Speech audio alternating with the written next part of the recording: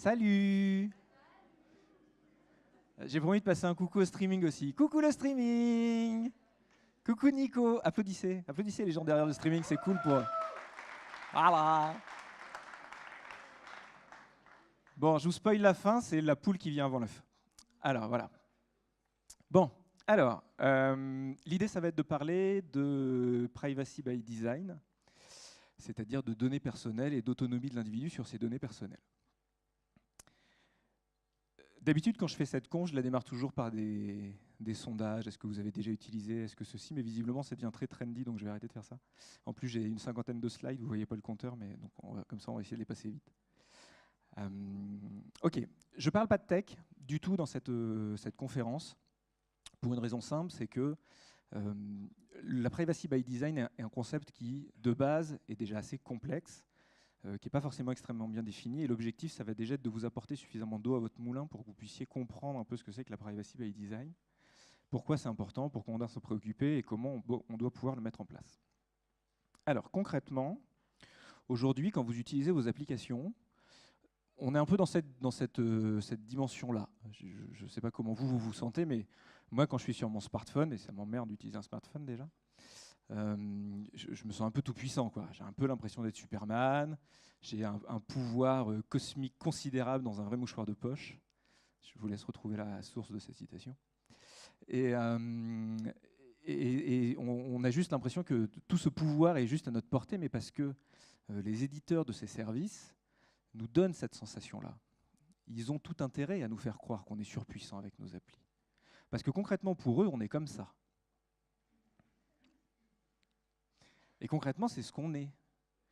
On est des gosses attardés, tous. Mais pour une raison simple, je veux dire, on est prématuré. Il nous faut 15 ans avant de réussir à acquérir une certaine autonomie, 10 pour les plus débrouillards. Donc, alors regardez des chevaux, quoi. Les chevaux, à la fin de la journée, ils marchent, quoi, sans galoper, mais ils marchent. Donc, on a un souci, quoi. Et on a un souci parce que ces éditeurs d'applications font tout pour qu'on ne se rende pas compte de ça. Ils font tout pour nous donner un grand pouvoir, une grande puissance, ou en tout cas nous donner l'illusion de cette grande puissance, parce qu'ils sont en concurrence. Et ils sont en concurrence pour obtenir ça. La denrée la plus rare qui puisse exister aujourd'hui, en 2018, c'est votre attention. C'est ce qui fera qu'à un moment, vous dédierez du temps. Parce que le temps, c'est le temps que vous allez passer sur les services en question, et ce temps-là, il est monétisable pour ces services. Vous n'êtes pas les utilisateurs de vos services, ce n'est pas vrai. Les vrais clients de vos services, c'est les gars qui payent derrière. C'est la pub, c'est la régie.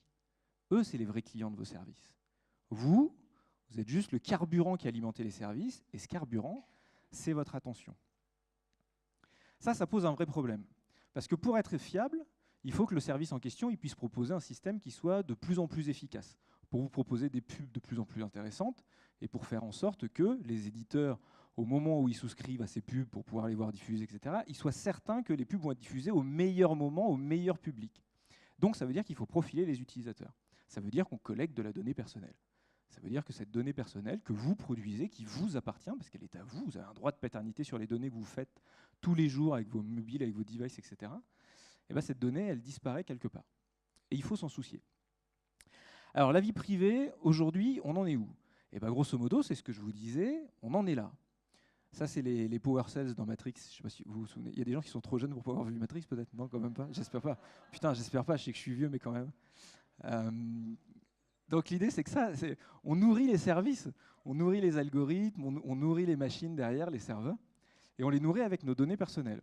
Donc on a des grosses boîtes qui pompent un maximum de données, parce que c'est leur cœur de business, c'est ça qu'elles vendent à leurs clients derrière. Donc elles ont tout intérêt à pomper un maximum de données. On a des petites boîtes qui pompent de la donnée et qui souvent ne s'en rendent même pas compte.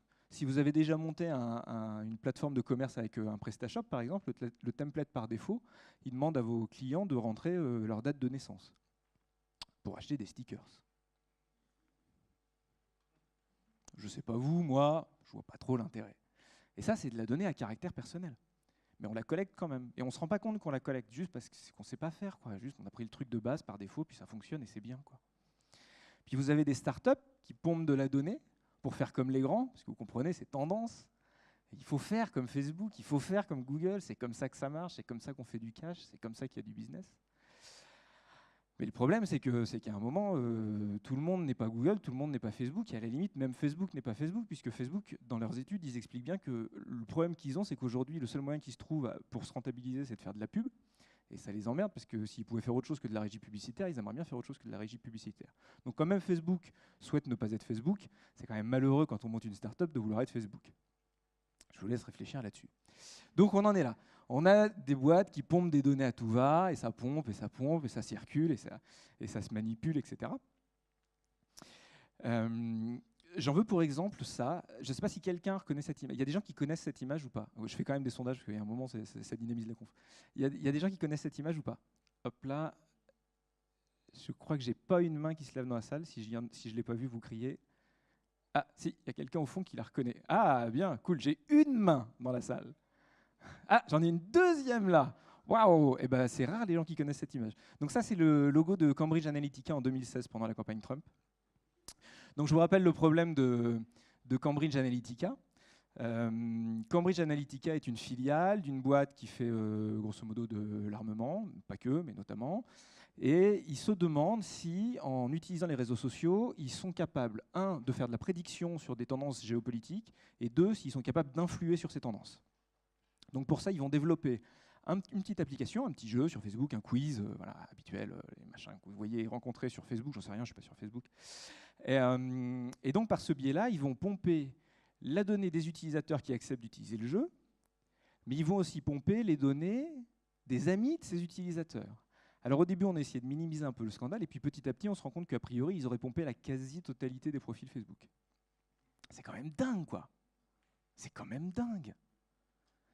Et alors, on a beaucoup incriminé Facebook, et Facebook a dit oui, on est désolé, effectivement, c'est un peu merdé. En gros, ça utilise un trou de permission dans Facebook, quoi. On peut donner accès aux données des amis, etc., etc. Le vrai problème, outre le problème de permission, du trou de permission dans Facebook, que je ne conteste pas, à un moment, effectivement, ce n'était pas très malin d'avoir ce dispositif-là en question. Le problème, c'est qu'à un moment, les gens, ils ont cliqué. À un moment, les gens, on leur a dit, est-ce que vous voulez aussi transmettre les données de vos amis? Et les gens ont dit oui. Les gens disent oui. Et les gens disent oui parce qu'ils ne lisent pas. Parce qu'on a éduqué nos utilisateurs à ne pas lire les conditions générales d'utilisation, à ne pas lire les permissions. Parce que c'est chiant. Donc on leur a appris qu'il fallait juste cliquer sur oui. C'est comme sur les mises à jour. Fais suivant, suivant, suivant, terminé, tu t'en fous. C'est pareil. Ça fait 20 ans qu'on leur apprend à faire ça.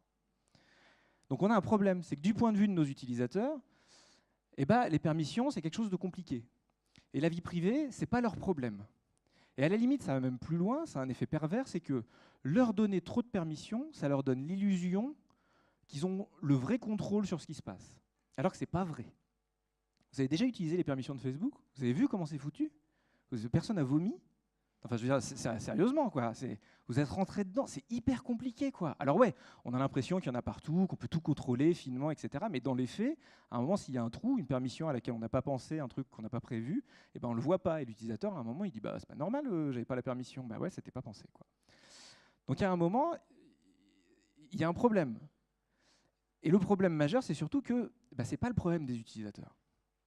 Ça va être à nous, développeurs, concepteurs, architectes, designers, etc., de penser à ça pour eux et de protéger les gens d'eux-mêmes, parce que juste, encore une fois, on est des gosses attardés. Et à un moment, il va falloir prendre cette responsabilité-là.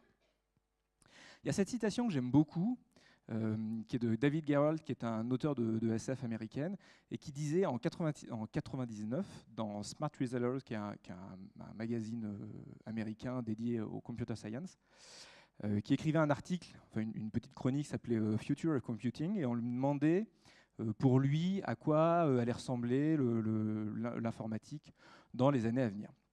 Et donc il dit, c'est pas compliqué, j'ai une télé chez moi, j'ai un téléphone, j'ai un PDA, je ne sais pas s'il y en a qui ont connu les PDA, si c'est le cas, vous êtes vieux comme moi, c'est cool. J'imagine que dans le futur, tous ces éléments vont merger vers un truc, un appareil unique, qui sera moins d'1 centimètre d'épaisseur à peu près, et puis qui tiendra dans notre poche et qui fera à peu près tout pour nous. La taille de l'écran variera un peu en fonction des usages. En gros, on est en 99, il y a 20 ans, et il décrit précisément ce qu'est le smartphone, 10 ans avant son arrivée. et avec vraiment un luxe de précision, quoi. Et il conclut l'article en disant « I call this device a Personal Information Telecommunication Agent, or PITA for short. The acronym also stands for a pain in the ass, which is equally likely to be because having all that connectivity is going to destroy what's left everyone's privacy. » Et de fait, c'est ce qu'on a fait.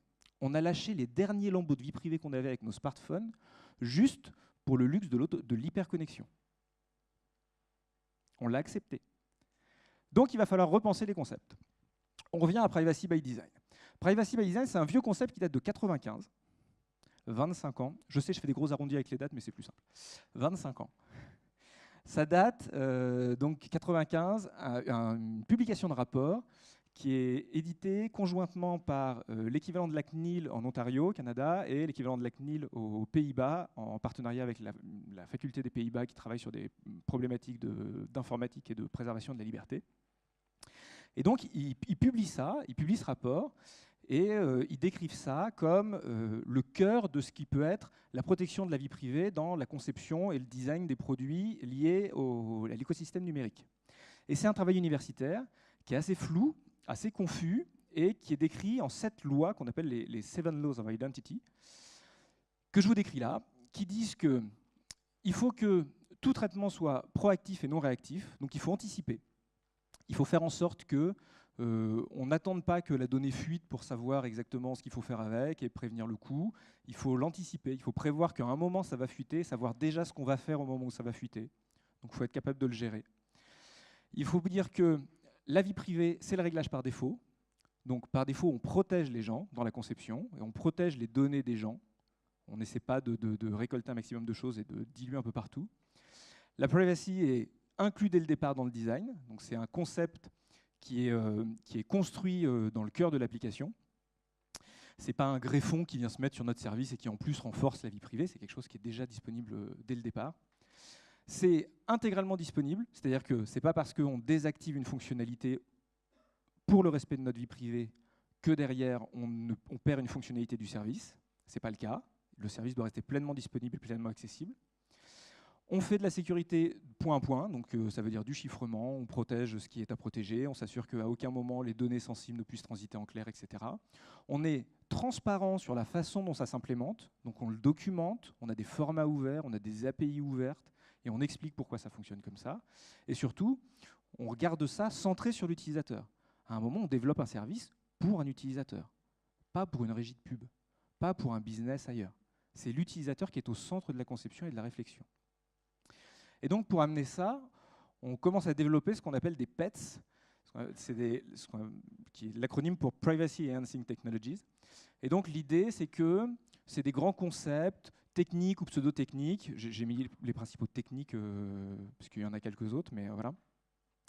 Et donc, en gros, ça veut dire qu'il faut faire du chiffrement, il faut gérer finement tout ce qui est métadonnées, tout ce qui est permission. Il faut faire en sorte que tout ce qui est lié à des problématiques juridiques soit correctement implémenté dans le code. Donc c'est pas juste oui, la loi nous oblige à faire ça, c'est ok, d'accord, la loi nous oblige à faire ça, concrètement dans le code, où c'est? Montrez-moi quelle ligne de code se charge de faire respecter ce règlement. Et ça, c'est hyper important, parce que d'un seul coup, c'est plus juste un concept vague, c'est quelque chose qui est tangible, qui est inscrit quelque part, qui devient presque physique. Il faut un système de gouvernance des données, vous en avez besoin, et on voit de plus en plus de systèmes de data governance qui se mettent en place, donc c'est bien. Et il faut gérer finement les identités. Si vous voulez plus d'infos sur les PETs, c'est les introductions. Il y a une introduction aux PETs qui est disponible en ligne à cette adresse, qui est assez bien écrite et qui est plutôt bien foutue, qui date maintenant de 10 ans, donc comme quoi, encore une fois, c'est un vieux concept. Hein, et on ne fait pas de la nouveauté avec le Privacy by Design. Alors en pratique, comment ça se décline? Ça va se penser dès la conception. On va se dire qu'on fait des checklists qui impliquent toutes les fonctionnalités qu'on doit tester, tout ce qui doit être vérifié au sein de notre système dès lors qu'on se préoccupe de vie privée. On va s'assurer que toutes les personnes qui vont intervenir sur le code, en interne, en externe, les prestataires, les gens qui ont une part d'action dans le travail, etc., sont sensibilisés à ces problèmes de vie privée. On ne va pas demander plus de permissions que nécessaire. C'est exactement ce que disait Arnaud ce matin dans la première conférence de la journée, c'est qu'effectivement, on en vient, avec l'avènement de la GDPR, à réduire le nombre de données collectées, parce qu'on se rend compte que c'est finalement pas nécessaire. Donc c'est exactement ça, on ne demande pas plus de choses que nécessaire, et surtout on audite, on teste, on pen-test, on vérifie tout ça, etc. Donc côté technique, ça veut dire que chaque feature qu'on va implémenter, elle respecte la checklist, elle est testée idéalement de façon automatisée, de façon à s'assurer qu'on n'a rien pété, côté vie privée, on respecte toujours les problèmes. On s'assure que les jeux de test sur lesquels on teste ne viennent pas de la prod. Hein, je ne sais pas si vous imaginez que les développeurs Facebook puissent tester sur les jeux de prod. Voilà, moi non plus. Donc on a des jeux de test et pas des jeux de prod. On oublie tout ce qui est framework de permission tout près, surtout si on fait de l'appli embarqué, où on se retrouve avec des apps qui demandent la permission entière de contrôler votre téléphone et de vendre votre âme au diable, alors que tout ce que vous avez voulu, c'est juste acheter des stickers. Encore une fois, donc j'achète beaucoup de stickers. Et, donc méfiance sur les frameworks de permission qui ont tendance à demander tout et rien. Et puis on teste fonctionnellement sur des environnements multiples pour s'assurer des parcours utilisateurs et vérifier qu'encore une fois, on ne vient pas casser des choses en termes de vie privée, qu'il n'y a rien qui peut sortir. Après, ça va être à l'exécution aussi. On va s'assurer que donc on minimise la collecte de données, on minimise les données qui sont échangées avec des services tiers. Quand il y a des services tiers, idéalement, on n'utilise pas de services tiers. On pseudonymise la donnée. Pseudonymiser, tout le monde voit ce que ça veut dire ou pas? Il y a des gens qui ne voient pas ce que c'est que la pseudonymisation. Ok, la pseudonymisation, c'est le concept qui dit que dans un jeu de données, on enlève tout ce qui est, ou on substitue tout ce qui est données à caractère personnel. Donc typiquement, substitution de jeu d'IP, substitution de nom, d'adresse email, etc., pour faire en sorte qu'on ne puisse pas retrouver l'utilisateur. Je vous en reparle un peu plus tard, parce que c'est un enjeu un peu complexe et important. On vérifie tout ce qui est champ de formulaire. Dès lors que vous demandez des infos à l'utilisateur, dès lors que vous lui faites saisir des infos, vous vous assurez de ce que vous demandez, et vous vous assurez encore une fois que vous n'en demandez pas plus que nécessaire. Et puis régulièrement, vous supprimez tout ce qui a été collecté. C'est-à-dire que si vous avez besoin d'une donnée à un instant T pour faire un traitement dessus et qu'après elle ne vous est plus nécessaire, vous la dégagez, vous ne la conservez pas. Vous n'avez pas besoin de conserver ces données. Ça veut dire que techniquement, vous utilisez idéalement des outils de gestion d'identité déportés, comme des outils OpenID. Vous arrêtez de le faire vous-même. On arrête de faire des logins via Facebook ou Twitter, ou par pitié, non, stop. On hash, on chiffre, on tokenise la donnée de façon à essayer de la protéger un peu. On permute, on substitue des jeux de données. On fait des segments de données. Vous ne travaillez pas sur des utilisateurs, vous travaillez sur des jeux entiers de segments de données pour pouvoir isoler des tendances et isoler des cohortes d'utilisateurs. Et pour ça, vous utilisez des outils de tracking respectueux, des outils comme Matomo, qui est l'ex-Piwik, anciennement Piwik, plutôt que du Google Analytics ou des trucs comme ça. Ça revient à la question qu'on posait ce matin sur pourquoi mon interface de banque privée utilise des trackers Analytics Google. Et puis, vous faites passer des cron. Hein. Vous supprimez les données quand vous n'en avez plus besoin et vous arrêtez d'essayer de garder des choses qui ne sont pas nécessaires.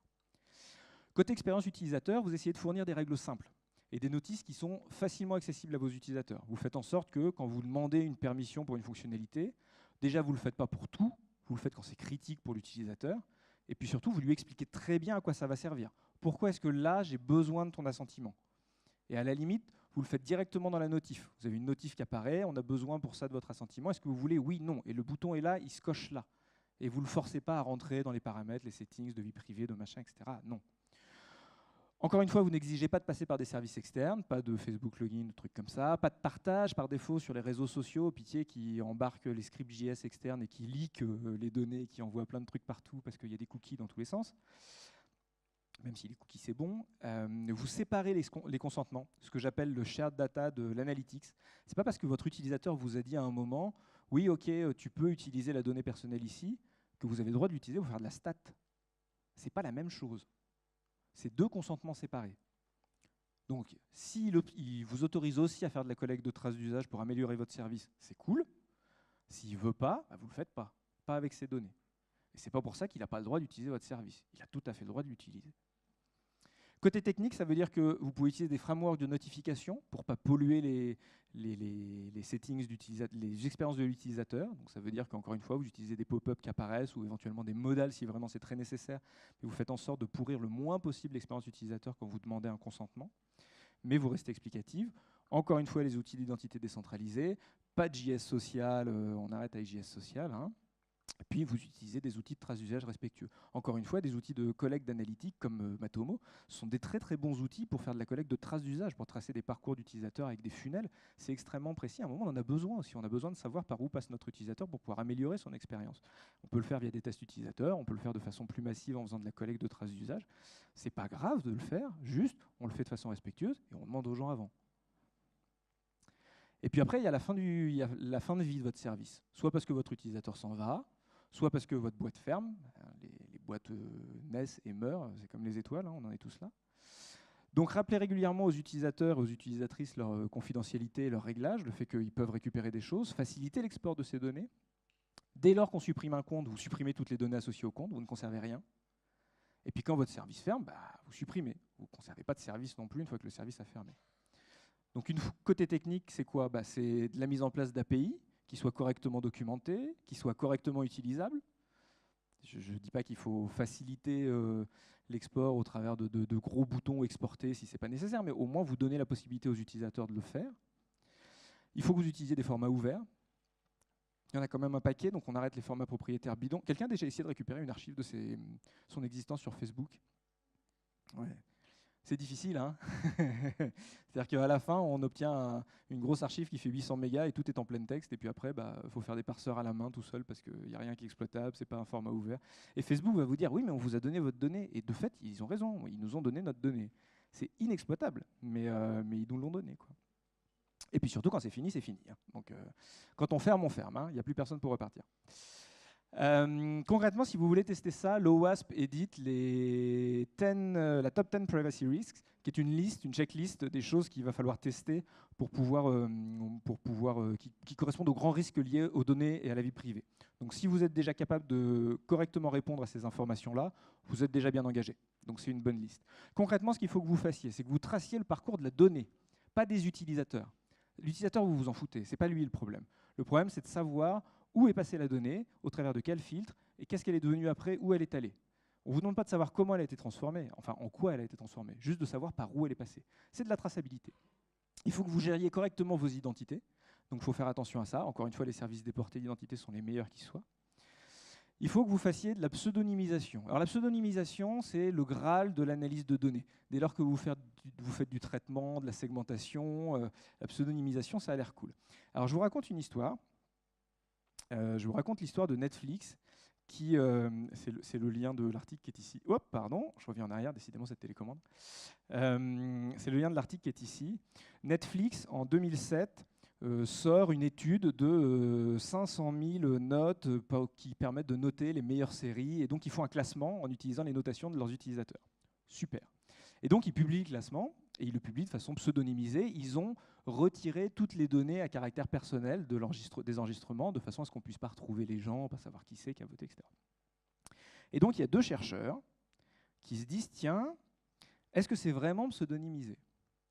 Et donc ils partent de ces enregistrements, ils rapprochent ça des enregistrements d'IMDb, qui est donc une grosse base de données sur le net, etc. Et à partir de là, magie. On se retrouve avec la pseudonymisation qui saute et on arrive à savoir qui a noté quoi sur Netflix et on retrouve qui sont les gens. Et on trace les gens. Je vous assure que c'est vrai. C'est un travail de recherche universitaire. Je ne dis pas que c'est simple, je dis que c'est faisable. Donc pour lutter contre ça, il y a un outil qui s'appelle la Differential Privacy. Alors la Differential Privacy, pareil, c'est du travail universitaire. Il y a d'excellentes ressources. L'idée, c'est que ça va dire que c'est un outil cryptographique qui vous permet, dans un jeu de données, d'introduire du bruit. Alors si vous voulez le faire de façon rigolote, je vous explique facilement. En gros, vous postulez des questions qui se répondent par oui ou par non. Est-ce que cet utilisateur a noté 5 cette série? Et vous lancez une pièce. Si vous obtenez un 0, enfin vous lancez une pièce, vous faites un tirage aléatoire, quoi. Si vous obtenez un 0, vous répondez honnêtement, oui, l'utilisateur a noté 5 ou non, il n'a pas noté 5. Si vous obtenez un 1, vous relancez un tirage aléatoire. Si c'est 0, vous mettez oui. Si c'est 1, vous mettez non. Et donc, en fait, vous introduisez du bruit contrôlé dans votre échantillon de données statistiques. Et les statistiques, c'est passionnant les statistiques, j'adore ça. Les statistiques derrière vous permettent de quand même sortir des tendances et des prévisions, et ce, sans que vous ne puissiez réellement identifier l'utilisateur. Donc, vous renforcez la donnée là-dessus.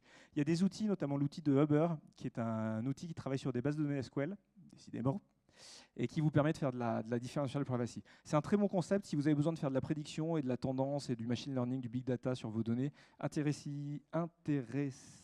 Bref, il faut vous y intéresser. C'est comme ça que vous vous en sortirez le mieux et c'est comme ça que vous protégerez vos utilisateurs. Alors le truc, c'est qu'il faut penser la vie privée autrement. Fabrice Rochelandais, qui est un chercheur qui travaille sur les problèmes de souveraineté numérique et de données personnelles, dit que la privacy by design est complètement aux antipodes de la souveraineté numérique des individus parce qu'on fait sans les individus et on protège la vie privée sans définir ce que c'est. Donc on arrive au concept de privacy by default. J'étais super content d'entendre Arnaud en parler ce matin. En gros, on va s'assurer qu'un minimum de données rentrent dans le process, qu'on simplifie le processeur pour les utilisateurs et les utilisatrices, qu'on évite surtout toutes les difficultés, toutes les frictions dans les réglages de confidentialité, et on va faire en sorte que par défaut, ça soit la protection maximale. Si votre service marche avec un niveau maximal de protection par défaut de votre vie privée, quand l'utilisateur décidera de descendre le curseur et d'avoir un truc qui soit plus permissif et de vous donner accès à plus de données, eh ben, le service continuera de fonctionner. Donc par défaut, on va essayer de renforcer au maximum la vie privée. Ça veut dire qu'il va falloir agir. Il faut penser la donnée comme un périssable, un donné vivant. Je parlais de traçabilité de données tout à l'heure, et ben c'est pareil. C'est comme du vivant, c'est comme de l'alimentation, c'est comme de la bouffe, on trace. Et on fait attention à ça. Il faut que chacun soit sensible à ça, il faut que tout le monde soit alerté aux problèmes de vie privée, tous les gens qui vont intervenir sur le projet. Il va falloir mesurer toutes les choses, assurer que c'est portable, faire en sorte qu'il n'y ait pas de soucis. Et ça, c'est votre responsabilité à vous tous qui faites du développement, de la conception, de l'architecture, etc. Parce que c'est dès le départ que ça va se penser. Parce qu'il ne faut pas oublier que code is law, je le répète, on le répète suffisamment, mais voilà, on inscrit dans le code ce qui est la loi et ce qui finalement est le mode de fonctionnement de nos environnements numériques et de notre identité numérique. Et si le code, c'est la loi, ça veut dire que le développeur est politique. Moi, quand je fais du développement et du conseil, et que j'ai fait du conseil dans des boîtes, etc., je passe la moitié de mon temps à faire du code, l'autre moitié de mon temps à faire du politique. Et à discuter avec les gens du marketing, à discuter avec les gens du juridique, à faire des réunions, à leur expliquer pourquoi il faut faire ci, et pourquoi il ne faut pas faire ça, pourquoi faut pas faire ça, etc. Donc ça veut dire qu'en gros, on arrive à des concepts de privacy by using, qui veut dire qu'on sensibilise aux usages, on lance des alertes, c'est un grand mot, hein, lanceur d'alerte, mais vous avez le droit, la responsabilité, vous, dans une boîte, en tant que développeur, de dire « non, ça je ne l'implémenterai pas, ça n'est pas conforme ». Et c'est votre responsabilité aussi de faire ça. Et vous faites en sorte que chacun agisse, et chacun ait la liberté, le luxe de pouvoir le faire. Chacun puisse dire « oui, ça c'est important, c'est une question d'enjeu de vie privée, donc moi je m'inscris dans cette position-là ». Le développeur est politique. Et je finirai avec juste ça, qui est une citation qui dit que nul ne sera l'objet d'immixtions arbitraires dans sa vie privée, sa famille, son domicile ou sa correspondance, ni d'atteinte à son honneur et à sa réputation. Toute personne a droit à la protection de la loi contre de telles immixtions ou de telles atteintes. C'est l'article 12 de la Déclaration des droits de l'homme de 48, et c'est toujours en activité, c'est toujours en valeur. Voilà. Je m'appelle Mats, je travaille chez un hébergeur infogéreur qui s'appelle Always Data. Les questions de vie privée pour nous sont importantes. Si vous avez des questions, je suis là jusqu'à ce soir, donc n'hésitez pas à venir me parler. Merci.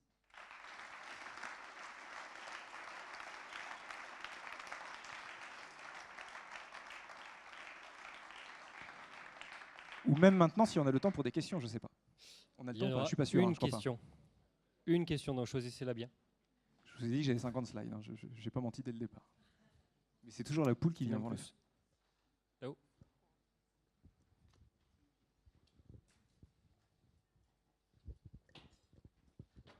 Déjà, bravo pour ta présentation. Merci. Juste une remarque. Bon, maintenant, avec le RGPD, on est tous concernés par le Privacy by Design. Mais il y a quand même un problème général qui remonte au choix qu'on a fait au début d'Internet de la gratuité. Et en fait, comme c'est gratuit, c'est pas gratuit. Hein. Les serveurs, ils sont pas gratuits. Les gens, ils travaillent pas pour rien. Et donc, on a fait le choix de payer avec nos données personnelles, en fait. Un Facebook ou n'importe quoi, c'est des serveurs, c'est des data centers importants. On ne les paye pas. Quand on fait les enquêtes en disant est-ce que vous êtes prêt à payer quelques dizaines de dollars par an pour utiliser l'équivalent d'un Facebook qui serait respectueux des données personnelles, les gens vont dire non, je ne vais pas payer pour un truc que je peux avoir gratuitement. Donc en fait, le problème, c'est que bien des fois, les gens ne se rendent pas compte du coût qu'ils payent avec leurs données personnelles. Donc c'est pour ça que le privacy by design, c'est bien. Entre nous, on est tous d'accord, mais à un moment donné, il y a le business et en fait, il y a des services. Si vous lancez un super Facebook et vous dites je fais payer 10 € par an, vous vous inscrivez, ça ne marchera pas. Parce qu'à côté, on a l'impression que c'est gratuit. Ouais, c'est effectivement tout le problème, et c'est extrêmement bien que le législateur se soit emparé de la question, et l'arrivée de la GDPR là-dessus est pour moi un bon point, même si ça n'est qu'un premier pas vers quelque chose de plus puissant derrière. C'est que d'un seul coup, on commence à... Concrètement, la GDPR, ça ne change pas grand-chose en termes de règlement. Juste, ça force les gens et les services à prendre conscience de quelles sont leurs obligations. Et donc, les business qui disent avec le GDPR, on ne peut plus faire de business parce que ça nous fout des bâtons dans les roues, c'est que ton business il était pourri déjà à la base. Sinon, la GDPR, elle ne te ferait pas chier, quoi. Donc, à un moment, c'est de la prise de conscience aussi. Et c'est surtout de la prise de conscience médiatique. faut pas oublier que, là Aurélie, elle est pour toi, il faut savoir que quand on utilise Facebook, le coût d'utilisation par utilisateur de Facebook, c'est 5 € par an. Je crois que c'est par an. Par mois, pardon, par mois. 5 € par mois. 5 € par mois, c'est pas énorme quand même. C'est-à-dire que si tout le monde crachait 5 € par mois, on finance Facebook, il n'y a plus de pub, il n'y a plus de régie, il n'y a plus de profilage, il n'y a plus de données personnelles, il n'y a plus rien. En tout cas, c'est respectueux. Vraiment à fond respectueux, quoi. Et effectivement, les gens ne sont pas prêts à faire ce pas-là parce que c'est exactement ce que tu disais. On a choisi il y a 20 ans le modèle de la publicité, un peu moins. Je ne dis pas que ce n'est pas bien. Je veux dire, à un moment, on l'a fait parce que c'était nécessaire. Parce qu'il fallait trouver un mode de financement qui fasse que le web puisse grandir et puisse s'émanciper et puisse grossir, etc. Le truc, c'est qu'on a créé un monstre. Maintenant, il faut réussir à contrer ça. Et il y a une inertie de dingue. Et on ne peut pas juste dire « Ah ouais, maintenant, on n'en veut plus ». Ça ne suffit pas, il faut pousser dans l'autre sens pour pouvoir obtenir un autre mode de fonctionnement. Donc ça veut dire qu'il faut essayer de trouver des modèles de fonctionnement alternatifs qui sont réellement centrés sur l'utilisateur, réellement respectueux, et où on réapprenne aux gens que payer, c'est aussi important, c'est aussi se prémunir, se protéger, et qu'à un moment, est-ce que les données qu'on lâche tous les jours à Facebook, est-ce que ça vaut vraiment 5 € par mois ? Je ne sais pas à combien vous valorisez vos données, moi je les valorise à beaucoup plus, quoi. Donc à un moment... c'est aussi cette réflexion-là qu'il faut amener. Et la GDPR, finalement, va vachement dans ce sens-là, puisque avec l'arrivée de la GDPR, ça a pourri nos boîtes mail. Enfin, je pense que tout le monde a fait, mais c'est pas possible, qu'est-ce qui se passe ? C'est Armageddon ou quoi ? On se retrouve avec les boîtes mail qui explosent de mail RGPD. Et au point que des grands médias type Le Monde ont fait des articles dessus pour expliquer aux gens. OK, bon, vous avez dû avoir votre boîte mail pourrie, donc voilà, la GDPR, on vous explique qu'est-ce que c'est, à quoi ça sert, etc. Et c'est bien, ça veut dire qu'on commence à éduquer les gens. C'est long le travail d'éducation, mais c'est notre rôle à tous, et on en a besoin. Merci.